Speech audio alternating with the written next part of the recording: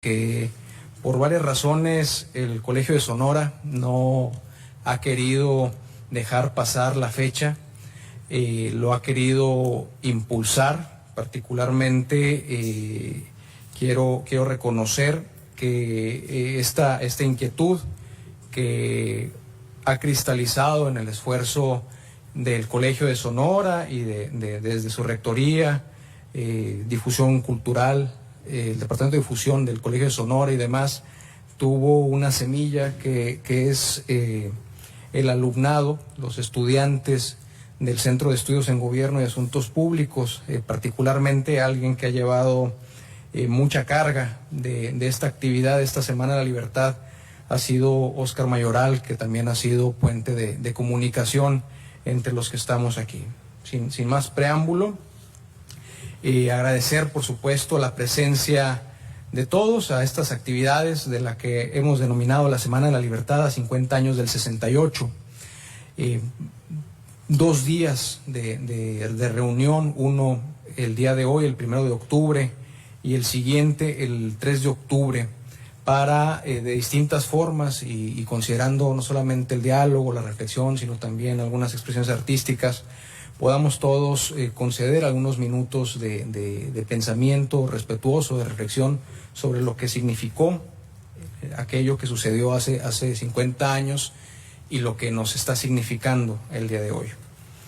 En la actividad, que es el coloquio tenemos a 3 invitados, uno de ellos estará por integrarse. ¿Se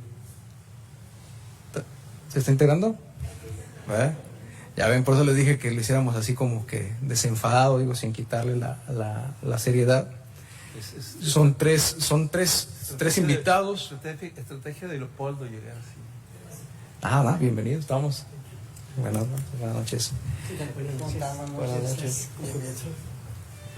Es Manuel Alberto Santillana Macedo, Franco Becerra Boyaín y Goitia, y de casa el doctor Leopoldo Santos Ramírez. Ahorita, antes de presentarlos formalmente a ellos, de leer algunas notas de sus amplios currículum, de su amplia currícula, quisiera aprovechar, y así me lo solicitan, que me desvíe un poquitito del programa, porque tenemos una participación de un dueto, Trigo y Carolina, que por lo que sabemos, insisto, no está en el programa y por eso perdonen que abuse de su tiempo. Ellos, ahorita que lo hagan y ahorita platicamos para que vean qué es de lo que se trata, lo que nos van a compartir. Sí. Trigo, hace 2 meses tuve el privilegio de conocer a este par de sonorenses muy talentosos, Carolina hermosillense, Trigo de Bacerac, en la presentación del libro de historias, bellas historias pueblerinas del gran musicólogo, investigador Rodolfo Rascón, y me pareció que gente tan sensible como ellos merecía un espacio en este lugar, porque tienen un tema sobre el 68, y precisamente hace 25 años que estaba Guadalupe Trigo presentándose en su último concierto en la Ciudad de México. Decía que un pueblo que canta jamás será vencido. Entonces, adelante, Trigo. Gracias. 12 años después de la bélica tormenta, llegué a este mundo un 2 de octubre de 1980, mientras mis padres, jubilosos en sus brazos, me arrullaban cientos o miles de padres dolosos por sus hijos aún lloraban. Esto no ocurrió ni en Praga ni en París. Esto pasó un 2 de octubre en mi país.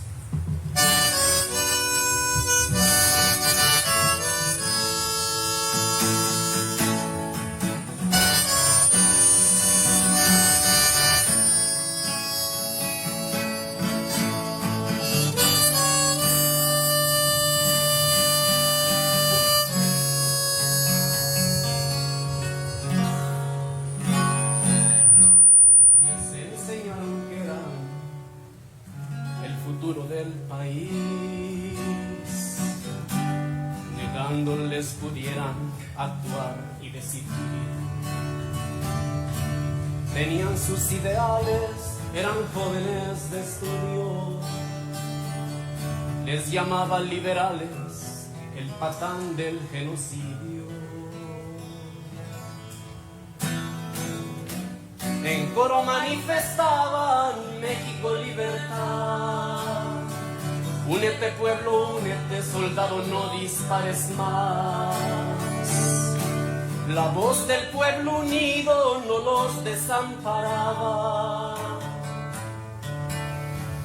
Mientras aquel jodido uno a uno acribillaba. Esto no ocurrió en Praga ni en París. Pasó hace medio siglo, un 2 de octubre en mi país.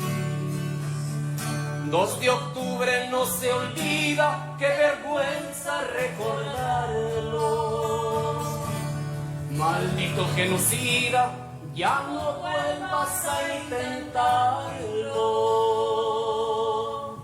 Jamás.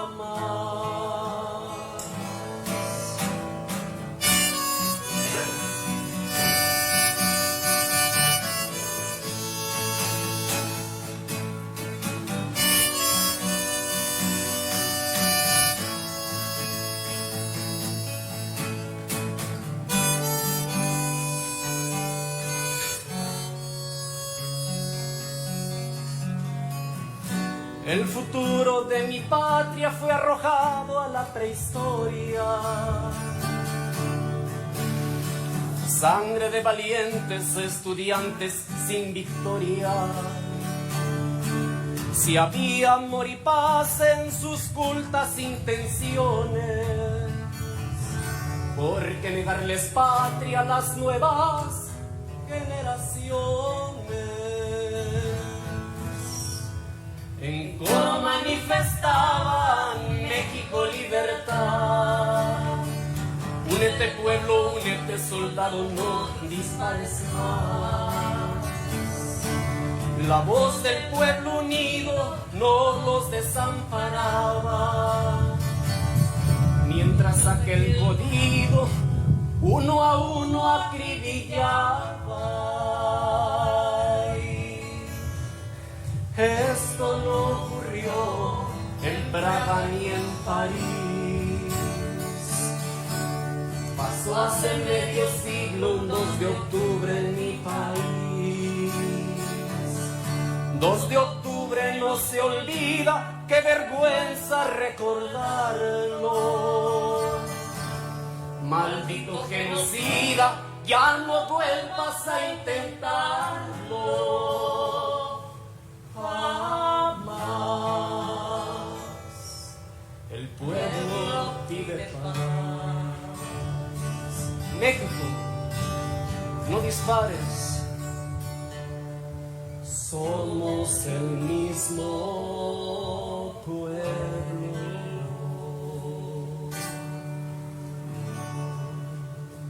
Gracias.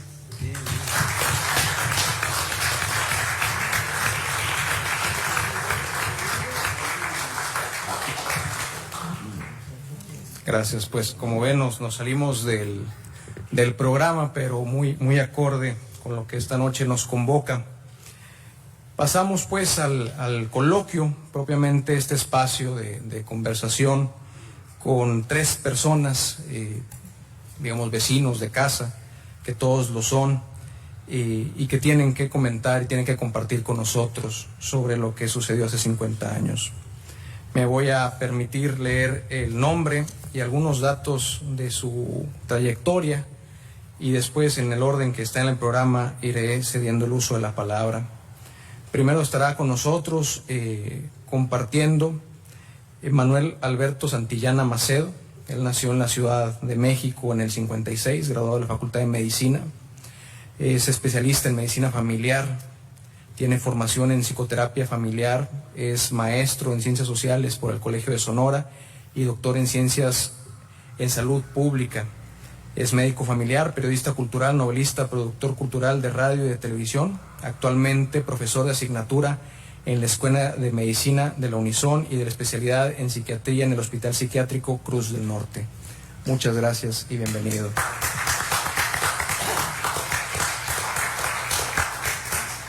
También nos acompaña Franco Becerra. Él es nacido en Torreón, Coahuila. Es hijo, nieto de maestros y de historiadores. Estudió en el Tecnológico de Monterrey en la década de los 70 la licenciatura en Ciencias de la Comunicación. A partir de ahí tiene una amplia trayectoria relacionada con prensa, con radio, con televisión, tanto nacional como internacional. Ha sido consejero y vicepresidente en comunicación de la Cámara Nacional de Comercio de Hermosillo, expresidente de la Sociedad Sonorense de Historia, editor de 5 libros de historia, comentarista del programa radial La Agenda de Romano en la estación 88.9 del FM del Grupo Larsa, actualmente presidente de Por una Colonia Modelo y consejero de Participación Ciudadana del Ayuntamiento de Ciudad de Hermosillo, y confiesa su pasión, además de su familia, es la literatura y el rock. Muchas gracias, bienvenido.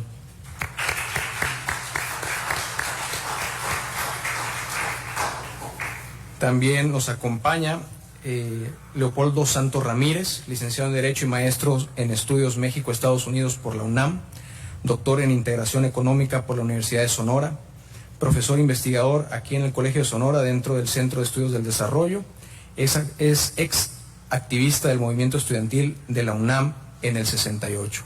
Muchas gracias, doctor, por estar con nosotros.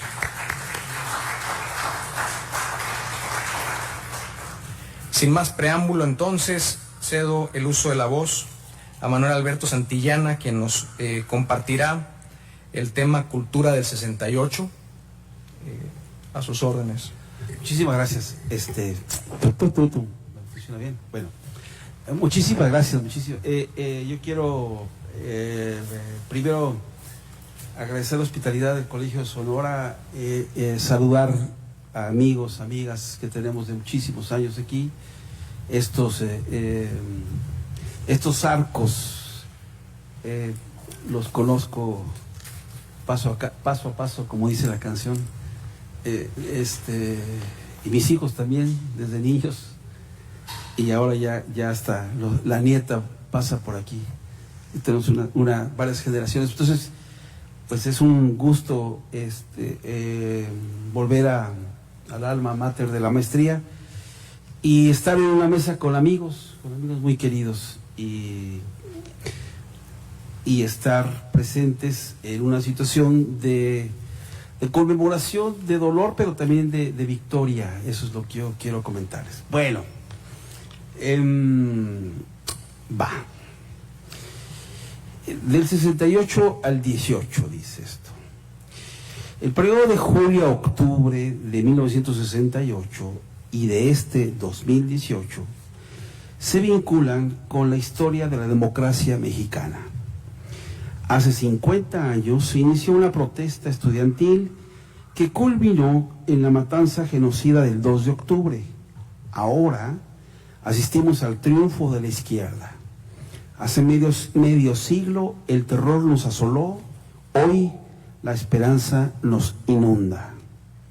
Todo comenzó en un conflicto estudiantil entre alumnos de 2 escuelas preparatorias del centro de la Ciudad de México a fines de julio de 1968. Este pleito fue sofocado con una gran brutalidad policíaca. Se organizó la primera protesta estudiantil y se volvió a reprimir por la policía y el cuerpo de granaderos. De nuevo sale a tomar la calle otra marcha en protesta que ahora es reprimida sórdidamente por la policía, los granaderos, los agentes de gobernación y finalmente el ejército. Ese día los estudiantes se refugian en el edificio histórico de la preparatoria número 1, es que está en la Ciudad de México, en el centro de la Ciudad de México. El ejército la toma a sangre y fuego, literalmente, al darle con un mortero de bazuca y volar la puerta Monumento Colonial. Al día siguiente, el 1 de agosto, el rector de la UNAM, el ingeniero Javier Barros Sierra, iza en la ciudad universitaria el lábaro patrio en símbolo de duelo a mitad de asta y conduce en la vanguardia una marcha para protestar por el ataque a la autonomía universitaria. Lo que es un rector digno y consecuente con sus estudiantes académicos y con su historia. Y se viene todo agosto de 1968, donde se conforma el Consejo Nacional de Huelga y se adhieren al movimiento el Politécnico, Chapingo, la Iberoamericana y otras universidades. Se toma el Zócalo por primera vez y se hizo una bandera de huelga. Al día siguiente, el gobierno, entre comillas, organiza una marcha y mitin del desagravio, pero todos son acarreados, sumisos, obedientes borregos. Se solicita por el Consejo Nacional de Huelga la solución de un pliego petitorio de derechos civiles, que son liberación de presos políticos, eliminación de los cuerpos represivos y suspensión de un artículo que prohibía organizarse públicamente. Es un movimiento estudiantil que no demanda cambios al modelo educativo o universitario, exige derechos civiles y libertad. El gobierno de Díaz Ordaz no cede y organiza una propaganda de miedo y engaño. Su texto es ridículo. Dice Díaz Ordaz, todo es una conjura comunista para opacar los Juegos Olímpicos. En septiembre, el ejército toma el campus de la UNAM y posteriormente del Politécnico. La huelga estudiantil sigue, a la que se suman los maestros, artistas, intelectuales y los padres de familia. Se solicita un diálogo público. Mientras tanto, los agentes de la Federal de Seguridad siguen secuestrando estudiantes, apresándolos y torturándolos. Finalmente, el grupo genocida, el presidente Díaz Ordaz, el secretario de Gobernación Luis Echeverría y el director de la Policía Federal de Seguridad Fernando Gutiérrez Barrios deciden acabar a la brava y a la muerte el conflicto. Programan un ataque cercado a traición durante el mitin del 2 de octubre en Tlatelolco. El Batallón Olimpia, que depende directamente del Estado Mayor Presidencial, ataca traicioneramente al ejército mexicano, quien entra a disuadir la manifestación. Como resultado, las tropas y tanques tiran hacia todos lados porque no saben quiénes les disparan. Como resultado, muertos y heridos. La cifra oficial al día siguiente fue de 2 muertos. Las cifras que conocemos van de 21 a 370 asesinados y cientos de heridos. Y la falsa ilusión de que ellos habían ganado. Es falso. Ganamos nosotros. Con los años, todos los puntos del pliego petitorio se lograron, sin lanzar una sola bala.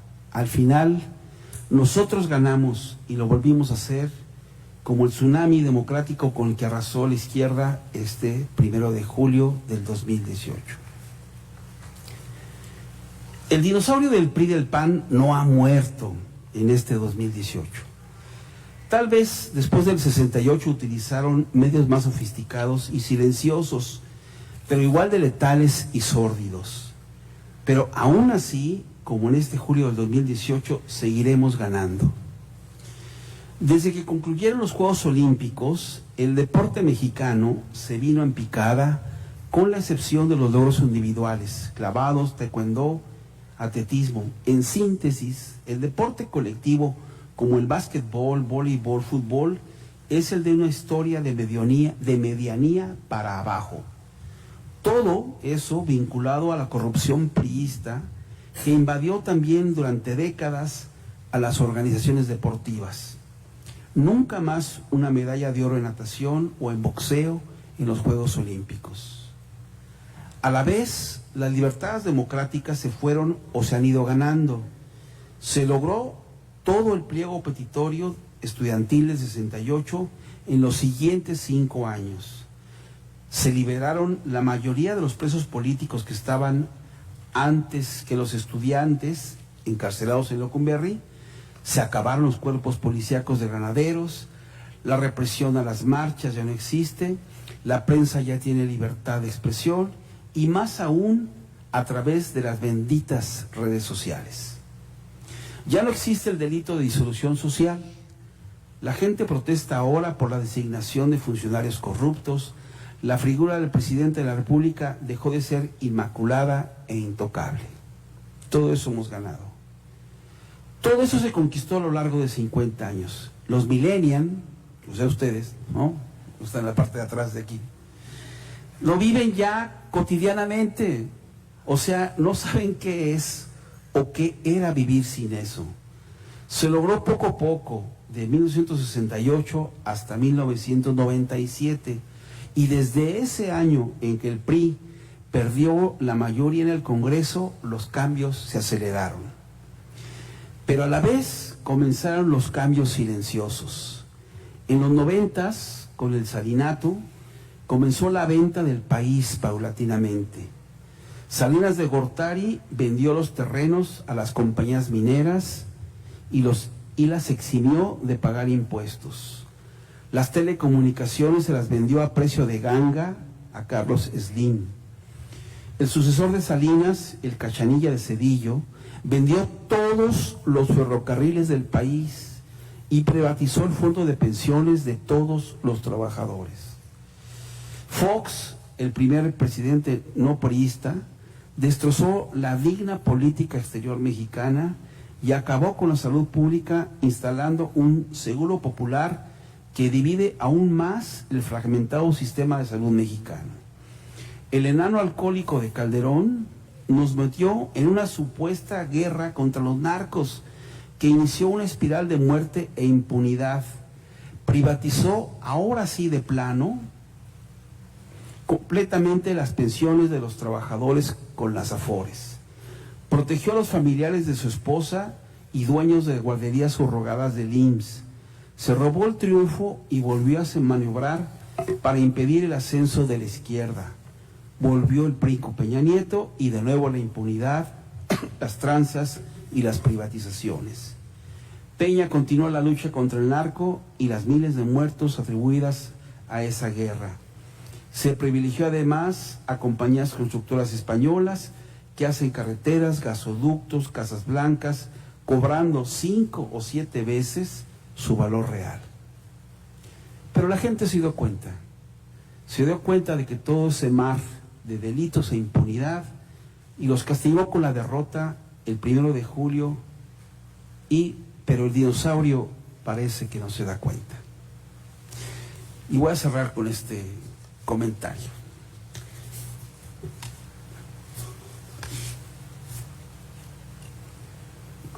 Guillermo Echevarría ha sido el nadador mexicano más importante de todos los tiempos. En julio de 1968 fue el primer y hasta el día de hoy el único nadador en conseguir un récord mundial en una prueba de natación.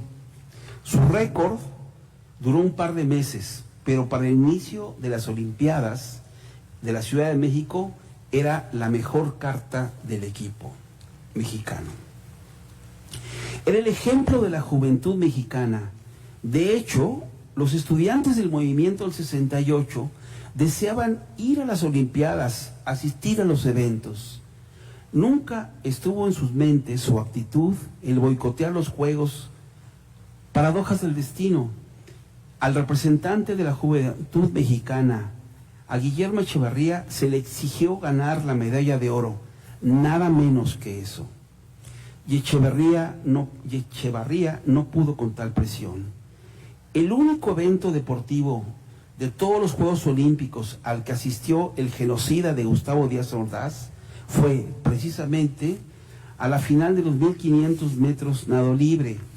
Quería coronar sus Juegos con la medalla de oro de Echevarría, pero no, nada. Echevarría no pudo con la presión y quedó en 6º lugar. Por cierto, una de las dos únicas finales olímpicas de todos los tiempos donde ha habido dos nadadores mexicanos, Guillermo Echevarría y Juan Alanís. Como inicio de una venganza karmática del destino, el gobierno de Díaz Ordaz se fue desmoronando. Le mentaron la madre al nadador mexicano. El presidente pasó una vergüenza. Después, otra vergüenza merecida, pasó Díaz Ordaz con la chifletiza, mentada de madre más grande de todos los tiempos, al inaugurar el Campeonato del Mundo de 1970. 100,000 personas mentándole la madre al presidente. Y después al olvido. Mientras tanto, Guillermo Echevarría, por cierto mi amigo, está vivo, con un nieto y satisfecho con su vida. Y nosotros con la izquierda ya en el poder.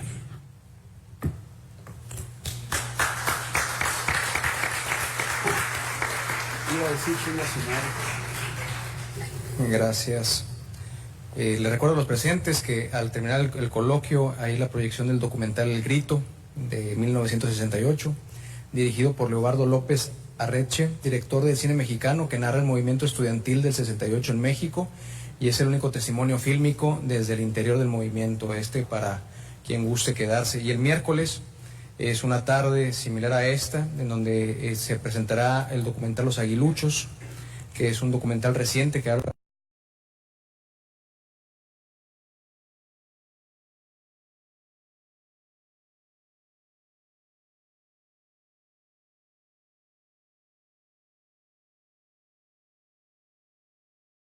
de otras instituciones educativas.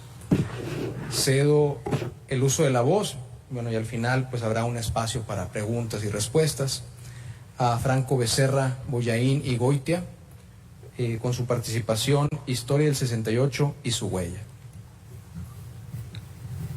Muchas gracias, maestro de la Peña. Quiero, antes que nada, decirles que me siento muy orgulloso de estar por primera vez en este recinto del saber, que tuve también, como bien lo sabes Inés, el gusto de conocerlos cuando iniciábamos, ustedes aquí y yo al lado, ¿verdad? En Radio Sonora, en el área de televisión, pero siempre al lado de ustedes. Entonces para mí un orgullo estar esta noche con un tema que me parece vital para la historia del país y además en la presencia de Víctor, de Melchor, de mis amigos, también de mi querido amigo Manuel Santillana y esa brillante disertación que estuvo.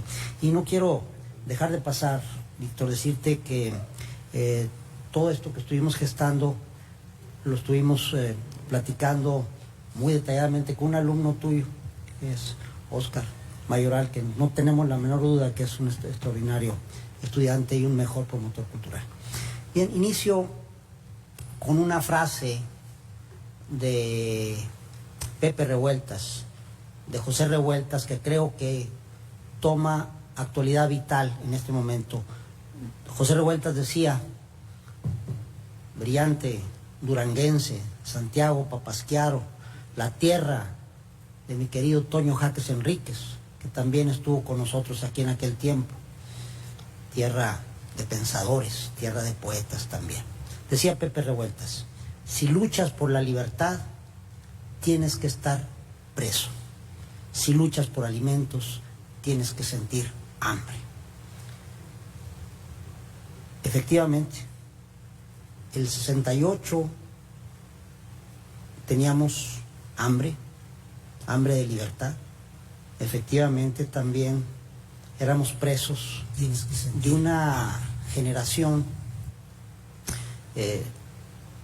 con rigideces sumamente sólidas. Habrá que hablar de esa generación porque fue la generación también de mis abuelos, aunque también nacidos a principios de siglo como el propio Gustavo Díaz Ordaz, pues había grandes diferencias ideológicas entre un fascista como fue ese poblano y mis abuelos, honorables, maestros de historia, egresados de la Benemérita normal de Saltillo. Y digo que hay diferencias porque yo lo traigo en la sangre, esa visión progresista de los coahuilenses, Víctor, como tú lo sabes. Soy egresado del Ateneo Fuente y yo viví en carne propia desde muy niño esas pláticas donde mis abuelos tuvieron que salir de la laguna. Mi abuelo Jesús Becerra tuvo que salir por sus convicciones ideológicas en los años 30. Y bueno, también debo decir que tuvimos en mi familia a un extraordinario militante de izquierda del Partido Comunista Mexicano en los 60, que seguramente tú lo recuerdas, Melchor, tú también, Manuel, mi querido Antonio Becerra Gaitán, fundador del Partido Comunista en Chihuahua, posteriormente diputado por el PSUM, gente que sufrió a toda esa generación de la que quiero yo hablar. Y para poder tener un juicio exacto de cómo eran aquellas personas nacidas a principios del siglo XX, pues habrá que tener ser empáticos y entenderlos, ¿sí? La manera en cómo esa generación se formó era con ciertos apotegmas, como uno de ellos, recuerdo con tristeza, la sangre, la educación con golpe entra, ¿no? En fin, ¿qué sucede después en el 68? Pues mi generación no se enteró. Vamos, la gente de Torreón, Coahuila, no nos enteramos. Y no nos enteramos, más bien yo no me enteré, porque por principio yo tenía 11 años y andaba con pantalones cortos en los campamentos, ¿verdad? Perdido ahí con los scouts. Y bueno, yo no me di cuenta, pero mis padres sí. Y fue hasta el 71, 3 años después, que llegan vecinos, Víctor, que estudiaban algunos de ellos en la UNAM, otros en el CUEC, con Leobardo precisamente López, y que llegaron con un libro, Melchor, que es un libro que seguramente nos marca a toda una generación, que es perdón, Leopoldo, ¿qué dije? Perdón. Está bien, Melchor, es mejor que Gaspar o Baltasar, ¿no? Okay. Disculpa. No, es broma. Se vale aquí entre todos. Bien, bueno, entonces. Es una mesa cordial, no te preocupes. D'Artagnan. Perdón. Sí. Leopoldo. Y llega este libro a Begonias 254, a mi calle, y empieza subrepticiamente a pasar de mano en mano, ¿verdad? 3 años después.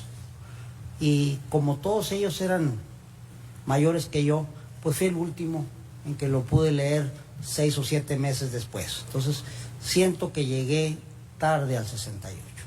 Pero tuve en mis manos finalmente uno de los libros más reveladores que he conocido sobre el 68, que es precisamente el que hace Elenita Poniatowska en su primera edición de 1971, y que tuve la fortuna de que me lo autografió años después. Bien, llega esto, y después ahí es donde entiendo precisamente que una huella en nuestra generación, una huella que es pues una herida que ha tardado mucho tiempo en sanar, y que creo que jamás la podremos verdaderamente ocultar, que es ese, como bien lo decía mi querido Manuel Santillana, pues un genocidio, ¿verdad? Y como lo cantaba también Trigo y Carolina, un asesinato masivo, que hoy me quiero referir a él. Digamos, en el área de Tlatelolco, como ustedes saben, es una unidad habitacional de las primeras que se formaron en México para vivir, digamos, pues prácticamente en unos gallineros, ¿verdad? Sucede esto el 2 de octubre, no sé qué hora era, las 6:25 por ahí, ¿no? Pues estaba pardeando y empieza toda esta matanza, ¿no?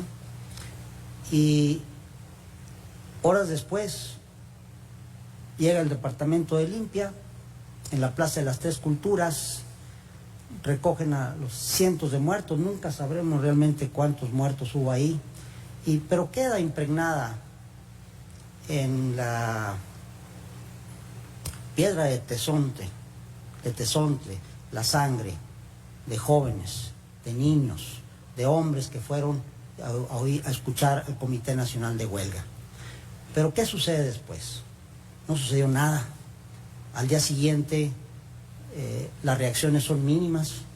Jacobo Zabludovsky, que tenía su programa, que era, digamos, el más visto en toda la República, dijo que el día 2 había sido un día soleado. Abel Quesada, en un arrebato de libertad, en el periódico de la vida nacional, el Excelsior, publica su cartón en negro, únicamente preguntando por qué. Bien, regresemos a esa generación. Bueno, ahí estaba, un hombre rígido, forjado,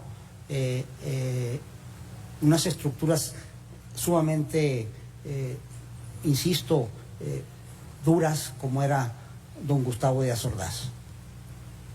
Este hombre que un mes antes, es decir, en su cuarto informe de gobierno, lo avisa, en su cuarto informe de gobierno, que lo tiene precisamente aquí Elenita, cuando dice en su cuarto informe de gobierno: no quisiéramos vernos en el caso de tomar medidas que no deseamos, pero que tomaremos si es necesario. Lo que sea nuestro deber hacer, lo haremos. Hasta donde estemos obligados a llegar, llegaremos. 1 de septiembre de 1968, un mes antes de esa fatal noche. ¿Y saben ustedes qué? Porque he revisado los videos del cuarto informe. La Cámara de Diputados se levantó en pleno a aplaudirle a Gustavo Díaz Ordaz. Bueno, así era esa.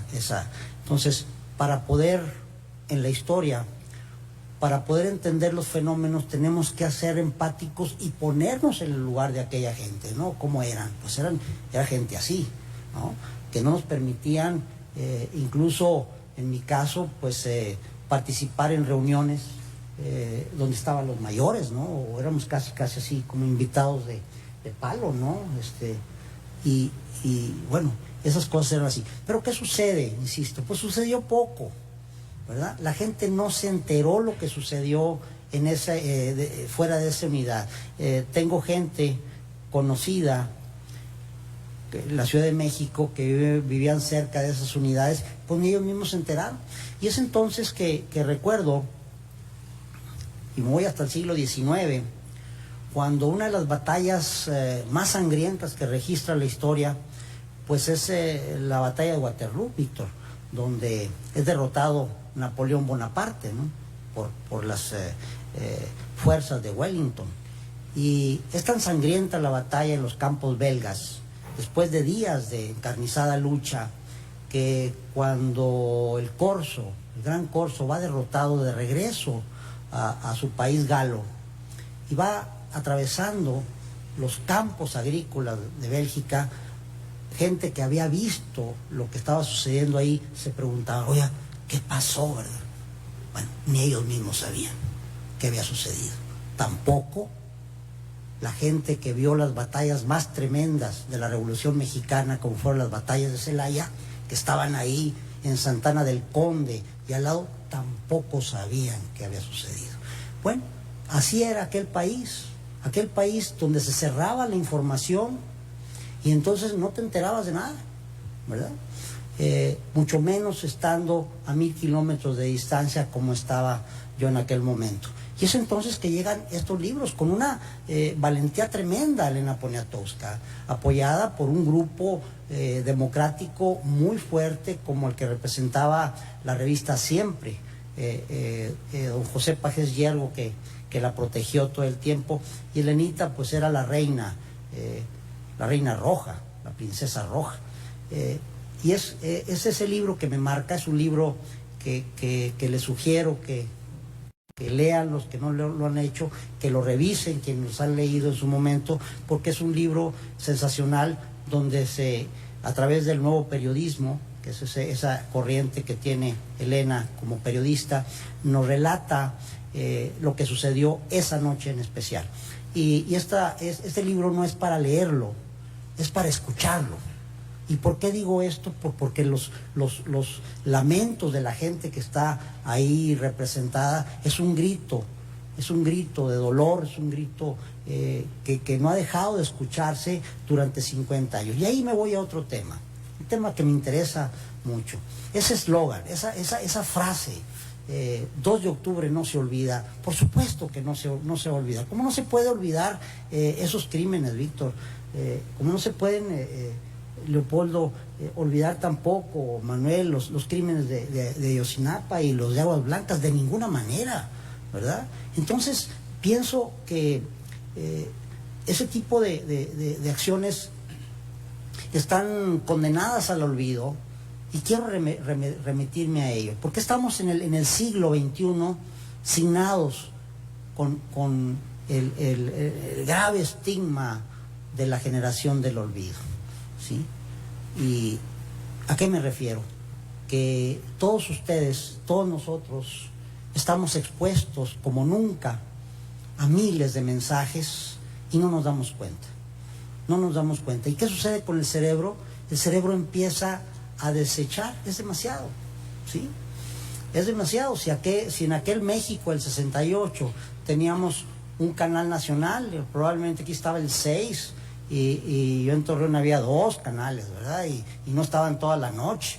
Bueno, era entonces un control muy férreo de la información y de la comunicación total. Y era un México en blanco y negro, ¿no? Era un México en blanco y negro. ¿Y qué sucede? Bueno, pues que estamos en una generación que es presa del olvido. Y ahí me quiero remitir a otro tema que lo presagia también en la segunda obra, desde mi punto de vista, más importante en la letra hispana después del Quijote, que es 100 años de soledad. Ahí presagia esto que estamos viviendo hoy Gabriel García Márquez. ¿Por qué? Porque en la página 52, lo que lo han leído, se dan cuenta que Macondo, ese universo que es Macondo en la ciénaga colombiana, el pueblo empieza a perder la memoria. Empieza a perder la memoria porque empieza una vigilia, y al tercer, cuarto, quinto día de no dormir empiezan a etiquetar, ¿verdad? Foco, mesa, ¿sí? Y Gabriel García Márquez en ese libro nos anuncia que esa es la decadencia de un pueblo, cuando el pueblo empieza a etiquetar, cuando el pueblo empieza a olvidar, ¿sí? 100 años de soledad es un libro del olvido. Bien, dicen que yo saqué a pasear mis libros, que debo sacar uno a airearlos de vez en cuando, ¿no? Traje a Elenita Poniatowska, que afortunadamente la tenemos todavía entre nosotros, pero a Luis González de Alba no, ¿verdad? Falleció también precisamente, pues, se suicidó, ¿verdad? Un 2 de octubre. Y Luis González de Alba, En los días y los años, es también un libro clave para entender el 68. Quiero comentarles que hemos iniciado esta semana con dolor, así como lo comentaba Manuel, pero también con un tremendo ánimo, ¿no? Con un tremendo ánimo porque creemos, estamos convencidos de que corren buenos tiempos y este movimiento presagia un espacio de libertad para todos, donde todos debemos caber, ¿no? Y donde todos debemos decir, esta es mi parte. Yo los invito a que veamos estos momentos con responsabilidad, y termino diciendo, Víctor, así como inicié con una frase de José Revueltas, de Grupo Espartaco. Quiero finalizar con una frase que es muy significativa de un hombre brillante, de Manuel Otón, de San Luis Potosí, que me lo traje en una caja de cerillos que no es tal, ¿no? Se llaman fósforos y es Otón a cucharadas. Y quiero finalizar mi intervención con una con una poesía de Manuel Otón que se llama Melodías. Y dice el maestro potosino: cuando se pierde la última esperanza, queda la de morir.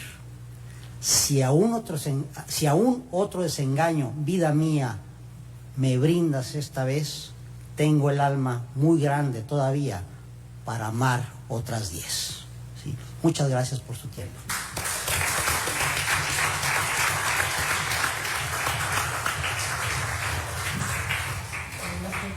Muchas gracias, sí, como muchas gracias. Y con su participación, experiencias de un sonorense en el movimiento del 68, tenemos como tercera voz de este coloquio al doctor Leopoldo Santos Ramírez. Doctor. Aquí está.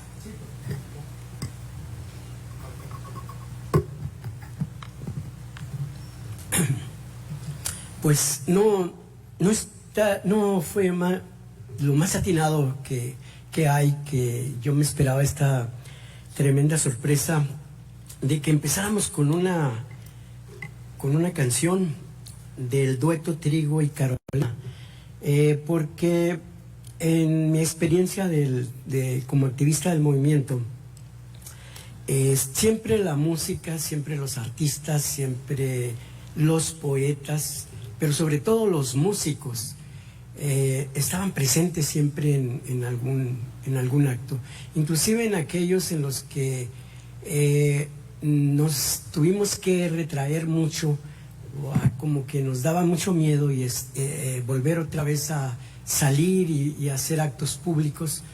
Curiosamente eran los músicos, eran los artistas los que proponían y decían: vamos a organizar un acto en tal parte, y empezamos con música.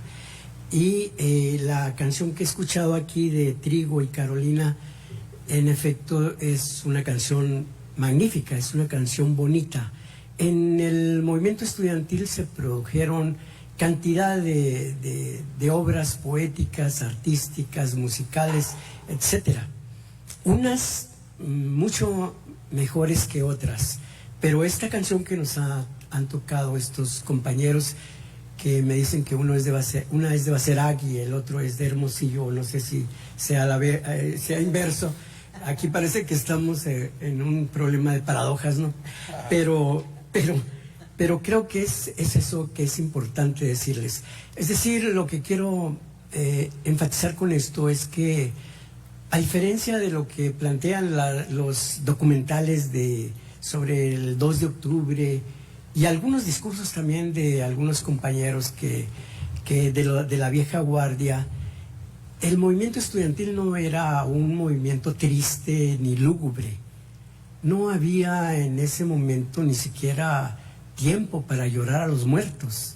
Es decir, nosotros teníamos que activarnos al siguiente día porque había nuevos retos, y en el siguiente día podíamos ser nosotros también las víctimas. Y también teníamos que cuidar al conjunto de los compañeros. Así que sobre todo privaba una alegría intensa, y era precisamente que el mundo se estaba liberando de muchas cuestiones. Había grandes cosas que transformaban en los años 60 no solamente a los países europeos, sino también a Estados Unidos y también a México. Y no solamente eso, también se estaba transformando el mundo latinoamericano en general. Y de esto pues es lo que quisiera hablar. Para entender el movimiento estudiantil, yo no soy un especialista en eso, porque a pesar de que fui activista de este movimiento, nunca me propuse escribir. porque teníamos muy en la mente aquella cuestión de que, bueno, unos son los que escriben la historia y otros son los que la hacen. Y me había quedado esa idea romántica de alguna manera en la mente. Pero en efecto, las dos cuestiones son importantísimas para entender el mundo: el escribir la historia y el también hacerla. Y lo que pasaba también es que durante muchos años estuve bloqueado mentalmente porque los recuerdos sí eran dolorosos. O sea, en la medida en que uno va avanzando en los años, se hace más sentimental, se hace más propenso, como que es más vulnerable a la cuestión de los sentimientos que no se explotaron o no se manifestaron en la juventud o en la adolescencia. Para entender el movimiento estudiantil, después de lo que he revisado de muchos autores, ahora que me he metido en este tema, es importante no desapercibir qué estaba pasando en Estados Unidos principalmente y en Europa. Es decir, allí prácticamente en 1964, en la Universidad de Berkeley, en California, hubo un tremendo movimiento estudiantil que también concitó protestas enormes y que prácticamente muchos autores de los que he estado leyendo en estos días sitúan esto como el punto en donde se va es como el epicentro que va a constituir esas enormes olas que van a llegar primero a Europa y luego también a Latinoamérica y por supuesto a México. Y esas olas estaban en Europa, en Alemania, en 1967, ya pasando 3 años de lo de Berkeley, cuando hubo una visita del Shah de Irán a ese país, y entonces los estudiantes salieron a protestar, y a la policía se le ocurrió que matar a uno de los estudiantes, y esto empezó a agitar mucho más el asunto de la necesidad de pedir protección y de pedir derechos civiles, etcétera, etcétera, por parte de los alemanes. Pero en 1967 también en Turín, los estudiantes de la universidad también empezaron una movilización muy fuerte y que también tuvo como consecuencia que más adelante, en 1968, se cerrara la universidad, igual que lo que había pasado en Berkeley. En 1968, en Alemania también, hubo un atentado contra Rudi Dutschke. Dutschke era un activista, un estudiante primero y un activista alemán, pues con una gran fama y con un buen nombre, y que entonces también estuvo, a partir de este atentado se produjeron cantidad de movilizaciones de los alemanes. No quedó exento de esto también lo que entonces se llamaba el mundo del este, o al que entre comillas le llamaban el mundo no democrático. Y entonces se produjo también en Praga una rebelión que se le llamó la Primavera de Praga. Pero de estos antecedentes de lo que estaba ocurriendo en Europa, el más importante es el de Francia. En Francia el movimiento estudiantil empezó en enero de 1968 y empezó como como al estilo de Estados Unidos. En Berkeley los estudiantes empezaron a pedir que hubiera reformas al plan de estudios. Lo que decían, bueno, pues es que hay un autoritarismo de parte de los maestros, el Magister Dixit, el que dicta la cátedra y al que no se le podían oponer. No se le podían oponer ningún argumento porque él era la máxima autoridad dentro de los recintos universitarios. Igual que en Berkeley, entonces pasaba en Francia. Y ahí hubo en la Universidad de Nanterre, que está adentro también de París, un grupo muy singular que se hacían llamar los rabiosos a sí mismos. Y entonces ellos tuvieron una gran capacidad de movilización y se hicieron de tal manera, de tal magnitud la movilización, que empezaron a juntarse con los trabajadores ferroviarios, con los trabajadores de la Renault, con los trabajadores de la industria automotriz, con los de la minería, con los trabajadores postales, con todo el mundo se juntaron, de tal manera que pusieron en predicamento y casi se echan al gobierno de Charles de Gaulle. Imagínense qué fuerza y qué capacidad de lucha. Sin embargo, bueno, pues este movimiento también vino a menos, y en mayo también estaba ya de alguna manera controlado por el Estado de Francia. En 1968 también en Estados Unidos se produce el asesinato de Martin Luther King. Recuerdan ustedes que este era uno de los movimientos por los derechos humanos y civiles, sobre todo de los negros. Los movimientos estudiantiles en México son también un aspecto que es importante hacer notar cuando estamos hablando de del movimiento del 68, porque no se crea el movimiento, cualquiera que sea, de la nada. Y también podemos decir que dependiendo de la capacidad o de lo que haya en esa canasta de intelecto y de mentalidad de los que se ponen a la vanguardia del movimiento, va a ser también la duración y el impacto que puedan tener. En México, la Universidad de Puebla en 1962 había tenido ya un movimiento muy fuerte, tremendo, con gran represión. La Universidad de Morelia en 1963, la Universidad de Durango y Sinaloa en 1966 y la Universidad de Sonora y curiosamente la de Tabasco coincidieron en el año de 1967. Ya sobre eso hay también autores sonorenses que han abordado profundamente o minuciosamente el tema. Pero las escuelas de agricultura también, como la de los hermanos Escobar de Ciudad Juárez, Chihuahua, y la Universidad de Chapingo, también se pusieron en movimiento en 1967. Ahí lograron el apoyo del Instituto Politécnico Nacional y crearon, al margen de lo que era entonces la FENET, que era la Federación Nacional de Estudiantes Técnicos, el Consejo General de Huelga.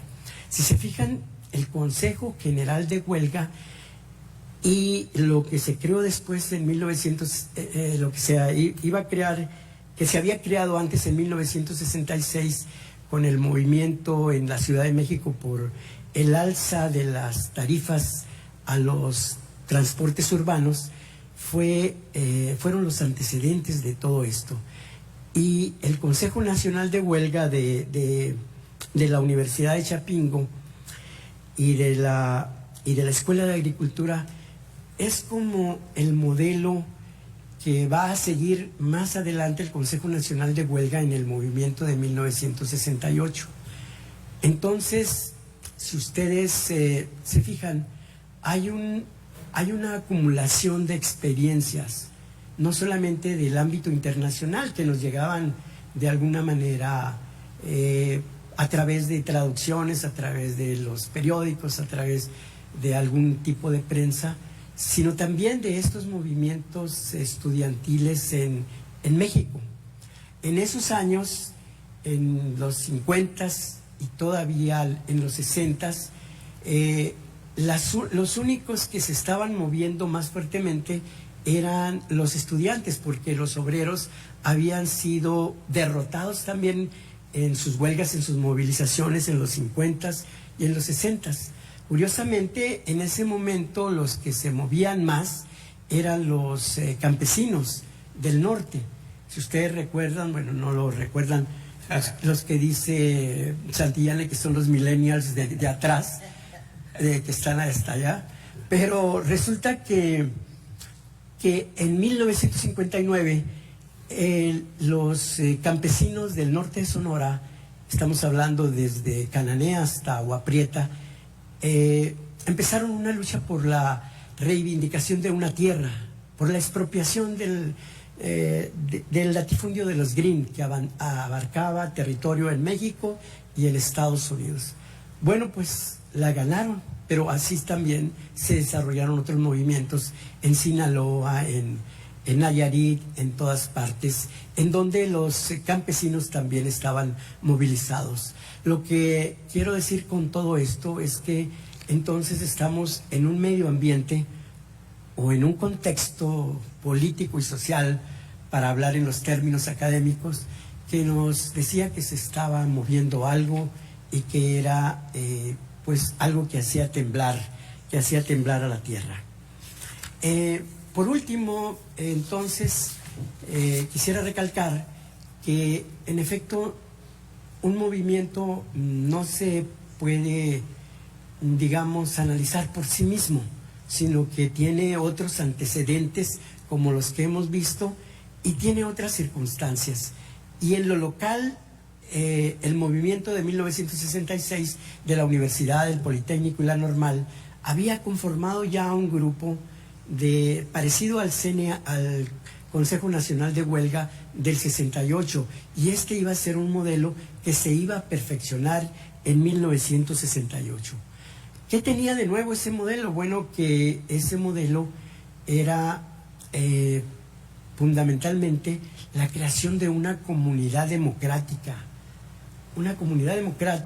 que admitía universidades privadas, admitía a la UNAM, al Politécnico, admitía universidades de provincia que se registraron ahí para estar pendientes de lo que estaba pasando y tomar iniciativa.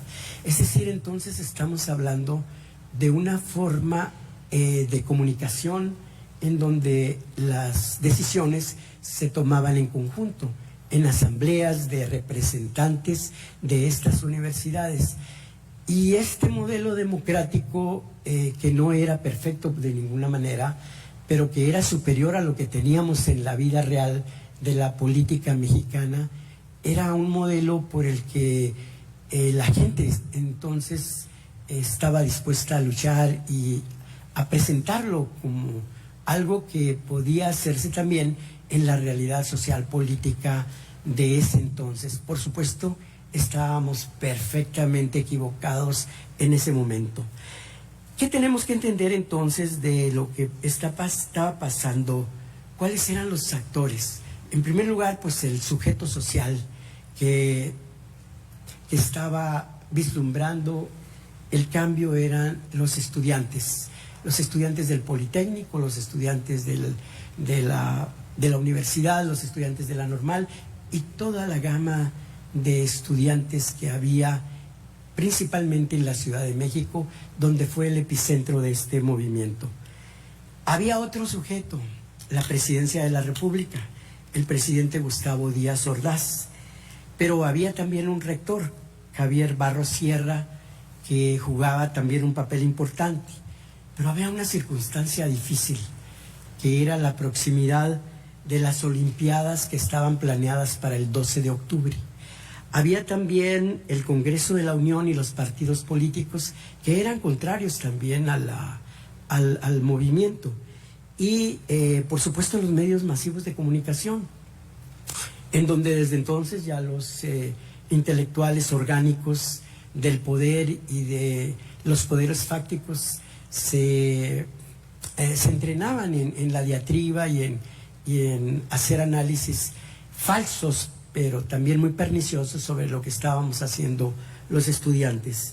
Y también había como otro sujeto dentro de esta gama de intereses que se encontraban los cuerpos represivos, la policía y el ejército. Termino ya con algo que es personal.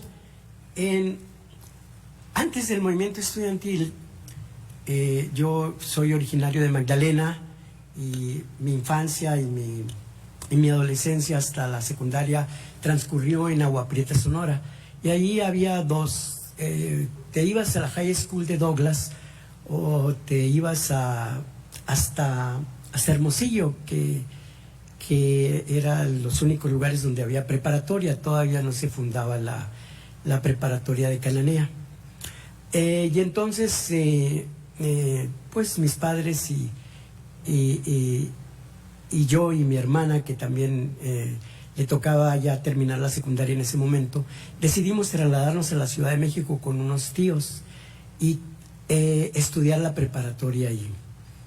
Y cuando se da el movimiento, yo ya estoy en la Facultad de Derecho.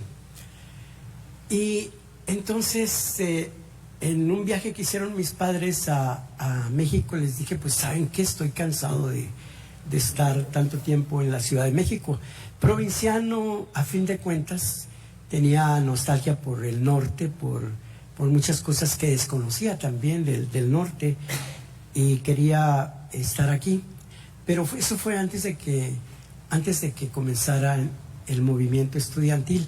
Yo ya pertenecía en ese momento a la Juventud Comunista, filial del Partido Comunista Mexicano, y que tenía presencia en numerosos planteles educativos de entonces. Estamos hablando entonces que esos sujetos sociales que van a iniciar el movimiento tienen también antecedentes en una ideología de izquierda, sean trotskistas, sean maoístas, sean socialdemócratas, etcétera.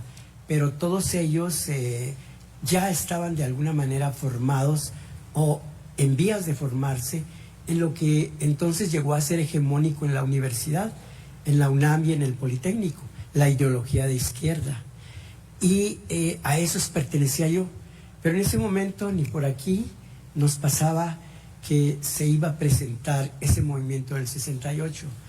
Y entonces, como conocedor de la frontera, pues mis padres dijeron que sí, no había problema. Tenía una gran comunicación con ellos, nada de que autoritarismo ni nada. Mi padre especialista en psicología educativa y mi mamá también maestra.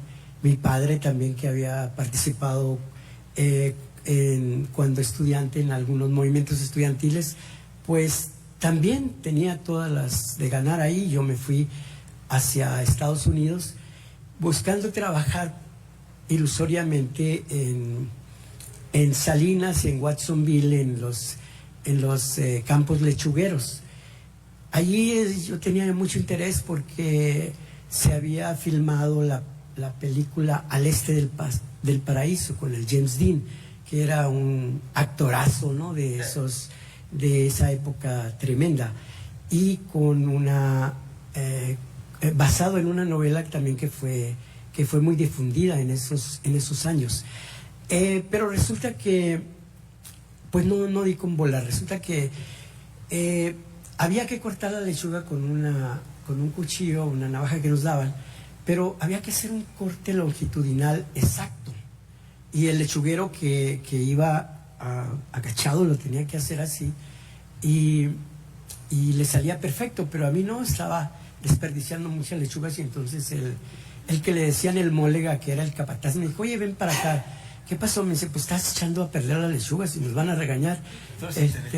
Súbete, me dice, a este troque que iba recogiendo las lechugas y las colocaba en cajas. Tú vas a hacer las cajas, dice. Pero yo dije: pues está bien, voy a hacer cajas, no hay bronca. Pero eran unas cajas tremendas, ¿no?, de grosor y con un pico en las puntas. Y además tenías que hacerlo con una rapidez tremenda para pasársela al siguiente, al que las iba a engrapar. Ahí empecé a entender la división del trabajo que tanto tiempo nos costó entender en los textos marxistas. Bueno, pues entonces había que hacerlo muy rápido. Pues tampoco no servía. Oye, me dijo: ¿Dónde eres o qué pasa? Como decían allá antes, ¿no? ¿De dónde eres para traer una trocada? Y me dice, le digo: pues no, pues soy estudiante. Sí. ¿Y estudiante de qué? De Derecho. Y se le abrieron los ojos. Bueno, dice: espérame aquí, ahorita hablamos. Y ya lo esperé, que tratara sus asuntos y viera otras cosas. Y luego me dice: bueno, mira, vamos a quedar en algo. Y dice: te voy a pagar menos que aquí, pero yo estoy haciendo un club que se llama Club Azteca, y quiero que me ayudes a hacer los estatutos, porque ahí es donde yo me he atorado. No, pues sí, está bien. Pues luego dije yo, qué bueno. Y entonces mi labor ahí era que me pagaban menos, pero me daban el rancho. El rancho era la comida que llegaban los chinos en unas camionetas limpias, preciosas, ¿no? Y te ponían cantidad de comida a la hora de la comida, no tenías problema por eso, no había ninguna bronca con eso. Y yo hacía los estatutos y llegaba con ellos a las reuniones, pero como me veían tan chavalo, nunca me dijeron exactamente lo que estaban haciendo. Ellos estaban encubriéndose en un club de Azteca para hacer las fiestas de septiembre, las fiestas de la independencia, que entonces no se habían celebrado en Watsonville ni en Salinas, y ellos querían que se celebraran. Pero el fondo de ellos era que estaban trabajando para César Chávez, el gran líder de los agricultores. Pero jamás me dijeron nada. Yo no sabía en ese momento para quién estaba trabajando, y claro, si lo hubiera sabido, qué bárbaro, me hubiera sentido muy orgulloso. Bueno, pero de ahí entonces pasé a Tucson, y de ahí todavía con ligeras noticias, porque no había gran difusión de noticias. Yo decía, pues es un movimiento estudiantil igual que todos los en los que hemos pasado y no hay problema. Pero resulta que hasta bajé a Tucson, estuve todavía un rato entretenido ahí, encantado de estar en cerca de Sonora, que era mi tierra. Varias veces bajé a Agua Prieta, a Nogales, y por fin en Nogales, donde residía mi mamá, pues me di cuenta de todo lo que había. Ahí me agarró el 2 de octubre, y ya para la tercera semana de octubre yo me presenté en la Facultad de Derecho y empecé a involucrarme en el movimiento estudiantil. Entonces, lo que te deja, una de las cosas que me dejó, es que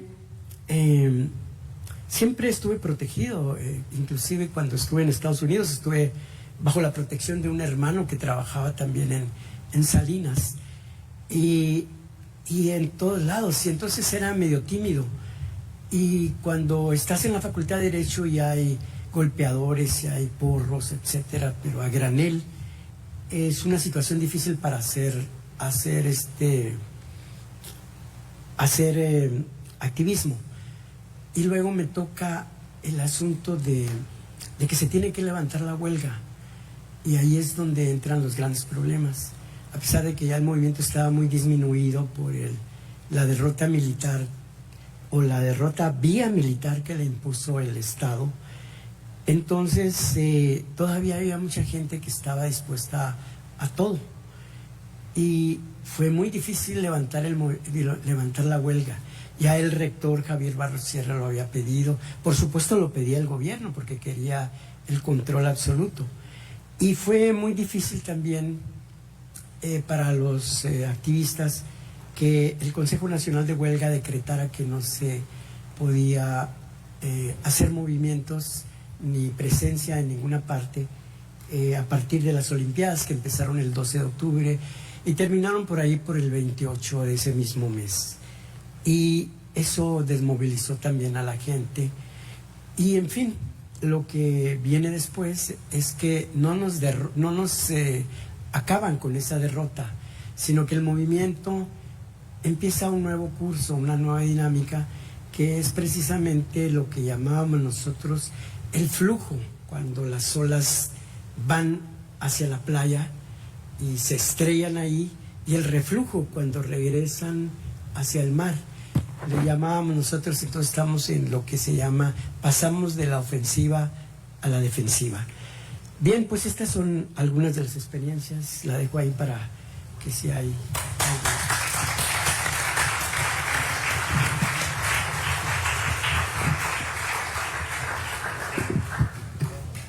Muchas gracias.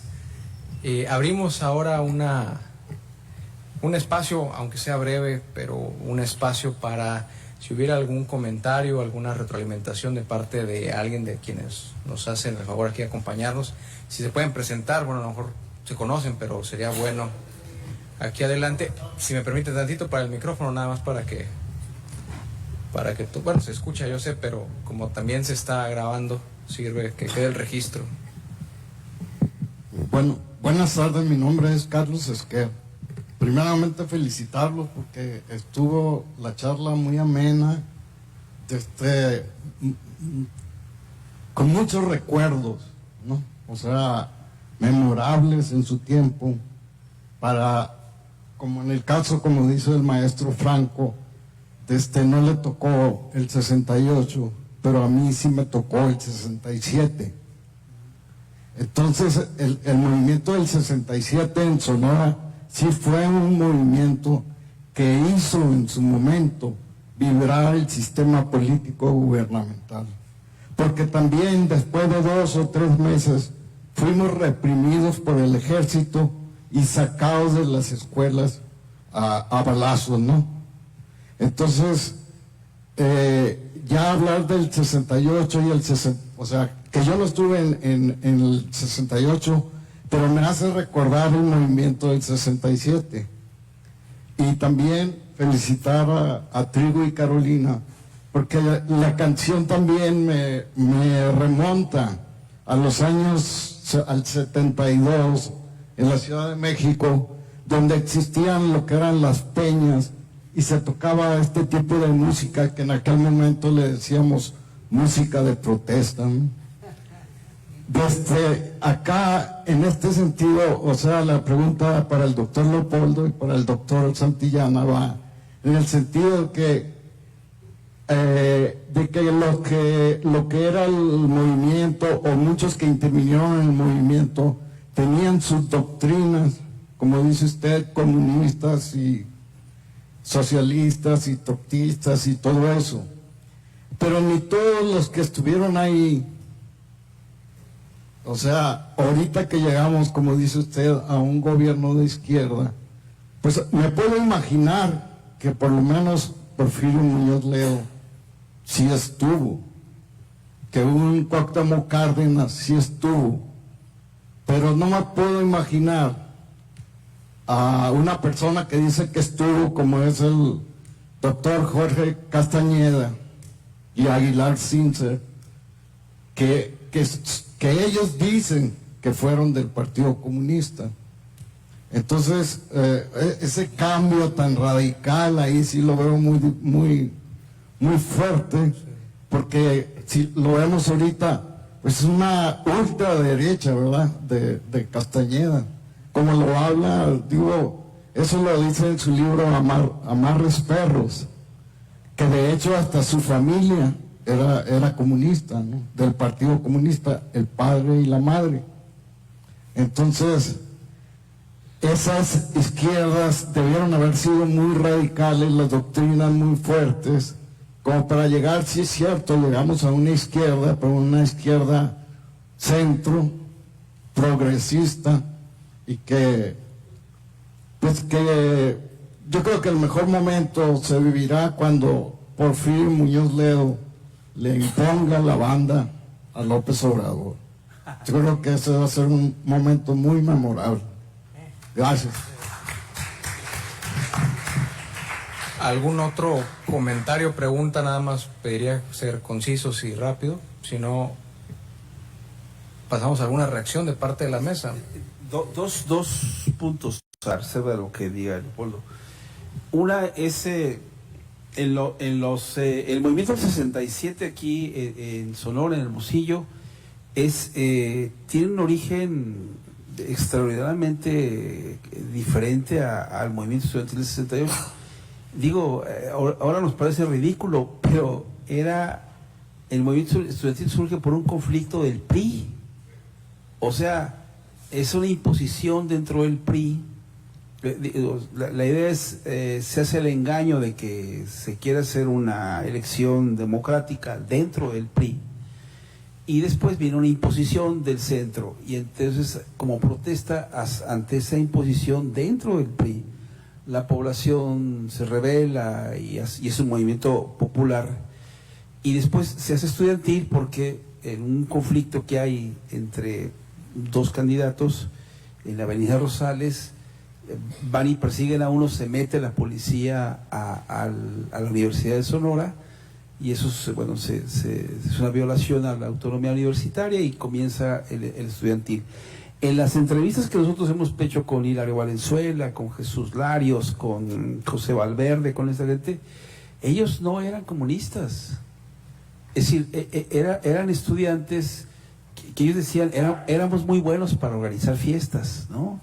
Fiestas, bailes, reinas estudiantiles. Realmente su visión nacionalista, que sí lo son, surge ya después de la represión, después de la toma de conciencia, que es una represión. Lo que sí vincula mucho al 68 al 67 es que en ambos casos no son las consignas o los pliegos petitorios no son estudiantiles, no son universitarios, o sea, no están diciendo queremos modificar el plan de estudios o como el CEUS o el CEU de los 90s, de modificar los planes. Era cuestiones civiles básicas, ¿no? O sea, que no te pegara la policía porque es decir, un evento como este no se podía hacer porque llegaban los policías y te golpeaban, pues, ¿no? Entonces, digamos que esos son puntos comunes.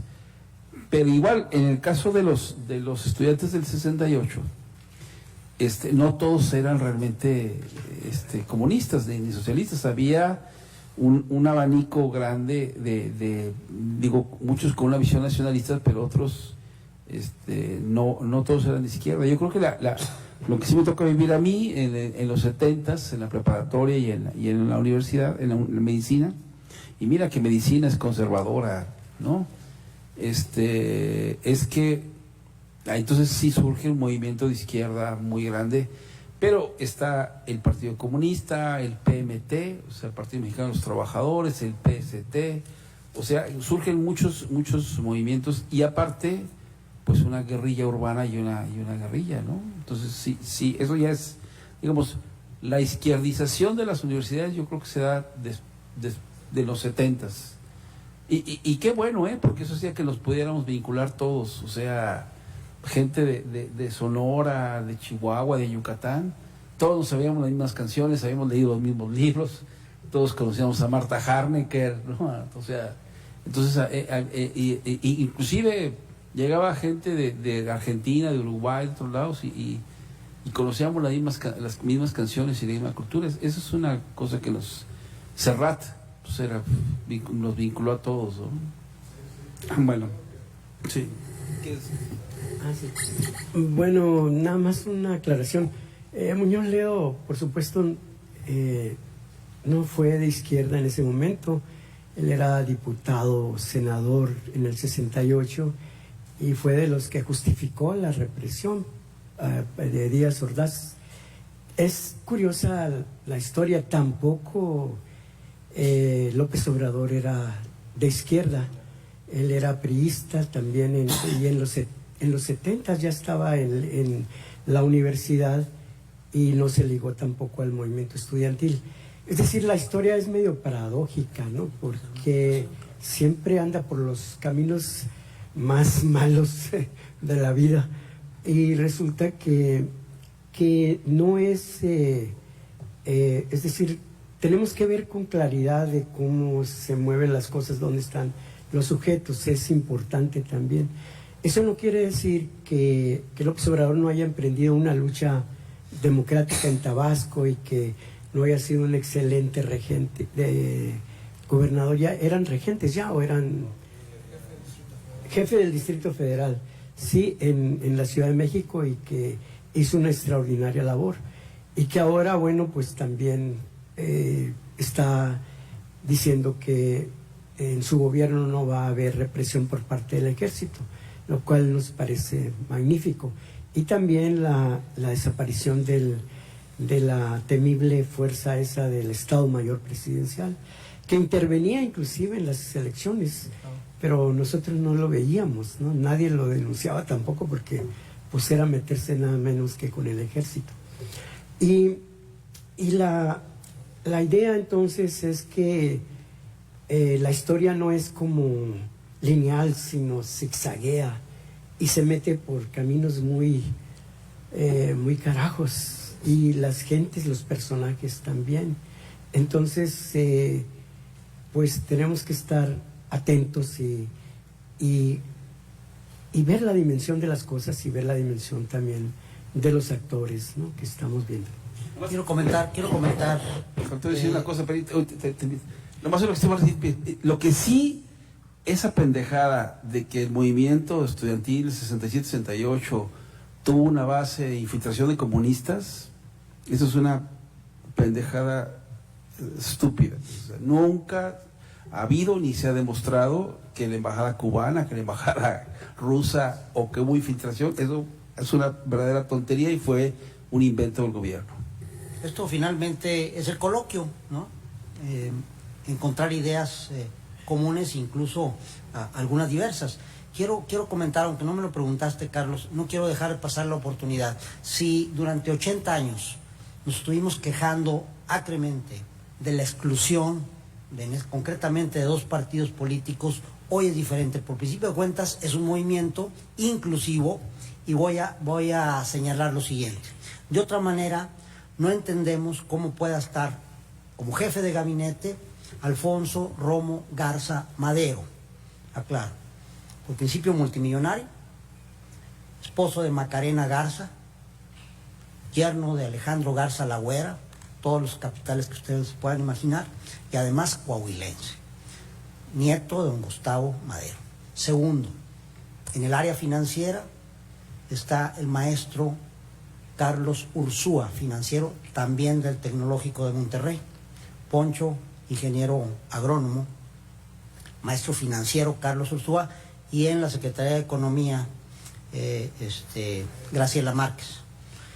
Y ahí como oficial mayor un sonorense, que es Antonio Quintal Berni, el primer director del TEC en Sonora. Entonces estamos hablando de esa parte totalmente blindada, la parte, me refiero a la financiera, la hacendaria, donde lo último que pudiéramos pensar es que esos 4 personajes que les acabo de nombrar pudieran ser de izquierda. Estamos hablando entonces de un movimiento inclusivo. Quería hacer esa aclaración. Sí, una breve. Como dicen, lo que ahorita tenemos es el mismo PRI, no es exactamente, sino que el enfoque del PRI, el post-revolucionario, siempre tuvo un enfoque social. La medida que está pasando el tiempo se perdió, que es lo que ahorita López Obrador vuelve a retomar, ese enfoque social e incluyente. Gracias. Una última participación para cerrar y no retrasarnos mucho. Primero, bueno, felicitar al Colegio de Sonora por este panel, desde luego a los panelistas. Me imagino que el mayordomo del campo lechuguero, Leopoldo, decía: ¿cómo estás estudiando Derecho y no cortas derecho el nudo de la lechuga? No, pero quiero referirme sobre todo a esta... Ha habido mucha estigmatización alrededor del pensamiento comunista o de las teorías marxistas alrededor del movimiento estudiantil del 68 y luego los movimientos universitarios, como menciona bien Manuel. Sin embargo, para las generaciones, las nuevas generaciones, los millennials decían, sí sería importante recordar que el fermento intelectual de la época no era solamente el marxismo. Es decir, había una enorme discusión alrededor del psicoanálisis, de las nuevas teorías de psicología, del comportamiento humano. Había un enorme fermento alrededor de la literatura. Recordemos, por ejemplo, los cineclubes, ¿no?, que fueron fundamentales en ir creando conciencia alrededor de otros universos que se planteaban a través del cine, ¿no? Y todo este ambiente cultural perfila en realidad un pensamiento que es el que está como telón de fondo de la democratización que viene en estos 50 años. Es decir, el pueblo mexicano despierta a través de los jóvenes, pero despierta con un fermento intelectual muy sólido, ¿verdad? Desde luego había teorías marxistas y había gente que pensaba que el socialismo era la solución del futuro, ¿no? Pero en eso lo que había sobre todo era la sed de entender o comprender o difundir nuevas ideas. Y creo que ese es el enorme legado que deja los movimientos estudiantiles en general, el 68 desde luego, como un punto que nuclea a nivel nacional este sentimiento democrático, este sentimiento de nuevas perspectivas políticas, de nuevas perspectivas culturales, ¿no? Eso. Gracias. Si hubiera alguna reacción. Finalizar, cuando se comete algún error en una imprenta, en un libro, tienes la oportunidad de poner una fe de ratas y más o menos disimular. Sin embargo, cuando estás frente a un público, puedes tener errores como el que acabo de cometer hace 20 minutos, y quiero decir que por supuesto que sé quién es Leopoldo Santos Ramírez y que lo he leído y que lo admiro más hoy que lo he escuchado. Pero quiero decirles por qué. Porque Melchor Santos, mi compañero de prepa de Piedras Negras, ¿sí?, fue mi gran amigo. Entonces, bueno, claro, rector también, ¿verdad? Entonces me fue por ahí. Entonces, una disculpa, mi querido amigo, y de verdad fue un privilegio estar aquí con ustedes. Oye, yo más discrepo un poco de lo que dice Nacho Mondaca. Pues écheselo. Pero respetuosamente. Pero es que mira, sí, no voy a poner como abuelito de que en mis tiempos nos lavaban mejor los dientes. No. Pero sí quiero señalar que algo que no es mía la idea, sino es de Jesús Armando Aro Encinas, también investigador de aquí. Dice Armando: yo estoy seguro que la CIA se metió en los 90s a impedir que los muchachos leyeran. O sea, leyeran, que leyeran libros, pues. Es decir, cuando él me lo platicó, yo dije, está borracho este cabrón, ¿no? Una vez más. Pero después de verlo, y además conociendo a Armando, pues sí. Pero resulta que con el paso del tiempo me doy cuenta, sí. Es decir, nuestra generación, y reitero, no me voy a poner como abuelito, pero nuestra generación estaba, sabíamos lo que era el boom latinoamericano, leíamos los autores de teatro de Estados Unidos, sabíamos del cine italiano, europeo, leíamos precisamente, estuviéramos o no de acuerdo, pues con los aspectos del psicoanálisis, Erich Fromm, todos los antipsiquiatras. Esa era la cultura, pues. Y de repente nos damos cuenta que en los 90s no leen los chamacos.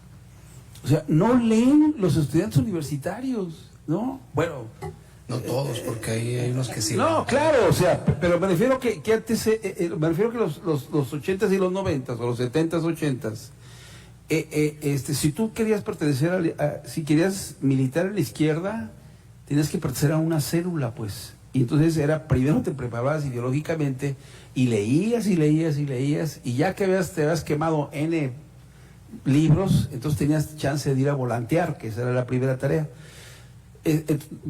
Pero no sé si, yo no sé si esté mal o esté bien. Yo creo finalmente que la idea de Armando, de que hubo una consigna de que los muchachos del 90 al 2000 no leyeran, es posible. No leyeran, no vieran cine, no escucharan música, pues, ¿no? Es más, Oscar Mayoral, lo comentamos hace un par de años, que hubo una presentación de chicos de jazz nuevo, chicos jazzistas, y decían, es que en Sonora nunca se ha hecho tal cosa de jazz. Entonces, pues, oye, pero ¿cómo? Pues, si tiene 50 años que el jazz, con Maestro Valdés, con el Chino Medina, que se hace jazz, y nos viene con el Kennedy, y nos vienen a decir ahora que nunca se había hecho algo. Yo la única cosa que quiero decir es que tenemos que rescatar nuestra historia. Y que esta mesa, me parece que es, y Maestro Peña, muchísimas gracias por el esfuerzo, Inés y a todo el grupo, que es un intento de rescatar nuestra historia, no la historia oficial, mejor que no sea la historia oficial. Muchas gracias. Gracias.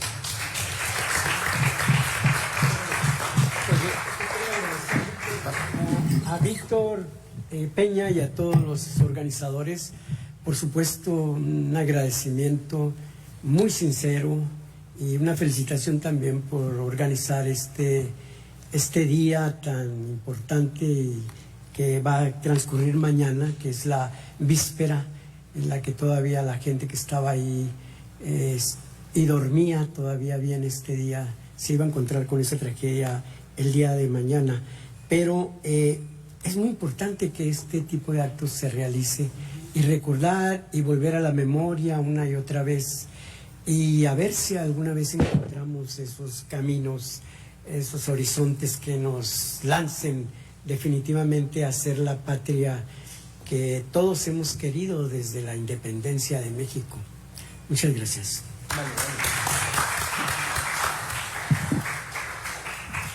Pues, al contrario, muchas gracias a todos quienes se involucraron y a ustedes que participaron. La verdad es que no nada más es a la memoria, sino también muchas veces al aprendizaje, sin ser millennial, ni mucho menos, pero somos precisamente esas generaciones en donde no nos acordamos y no sabemos que no nos acordamos. Entonces, estos espacios que procuran no ser, digamos, solo formas, sino tratar de encontrarle el sentido, tiene que ver con eso, con un redescubrimiento de las funciones que tenemos aquí en Ciencias Sociales y en Humanidades en el Colegio de Sonora. Y en ese sentido, y como cierre de este coloquio, voy a entregar la constancia que la secretaria general, la doctora Patricia Aranda Gallegos, ha firmado a Manuel Alberto Santillana Macedo, a Franco Becerra Boyaín y a Leopoldo Santos Ramírez por su participación en este coloquio. Gracias.